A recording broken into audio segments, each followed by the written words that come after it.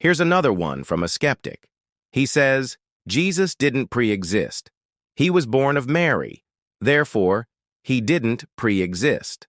Let's go ahead and break that down real quick. Okay, so let's just take the word pre-exist here. To pre-exist means to exist before something else. So if we're talking about Jesus, to say that he didn't pre-exist would mean that he didn't exist before he was born of Mary. But that's not what the Bible teaches. In fact, the Bible teaches quite the opposite. In Galatians chapter 4, verse 4, it says, "But when the fullness of time had come, God sent his Son, born of a woman." Now, notice what it says here. It says that God sent his Son. This doesn't mean that God created his Son in the sense of bringing him into existence. No, this is not talking about creation. This is talking about sending. God sent Jesus. Jesus was already God's Son.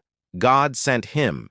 And actually, in John chapter 6, verse 62, Jesus says this. He says, "It is not you who chose me, but I chose you and I appointed you that you should go and bear fruit, and that your fruit would remain." Now, if we go back to the book of John chapter 8, and we look at the beginning of that chapter, it says, "And as Jesus was teaching in the temple, he was saying, 'You are truly the children of Abraham.' And then they start arguing with him, and they say to him, 'What sign can you show us? What miracle can you do to show us that you really have authority to do all these things?' Then Jesus said to them, 'This is the sign you are going to ask for.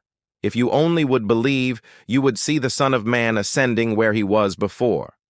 So Jesus is saying here, if you only believe, you will see me ascend where I was. So Jesus was actually saying that he was somewhere else before. He came in the form of a baby through the birth of Mary.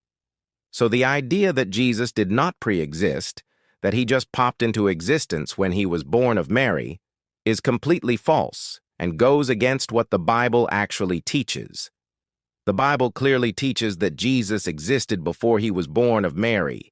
Now listen, I know that this seems like common sense to us, but to people who are not Christians, this makes absolutely no sense whatsoever.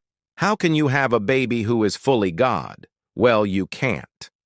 That's why it has to be a supernatural birth. Only God could do this. And this is why the Christian worldview is so unique. Hey, I hope this video helped you out. And if it did, make sure to subscribe to this channel where we take on all sorts of apologetics, theology, and social issues from a biblical perspective. Thanks for watching.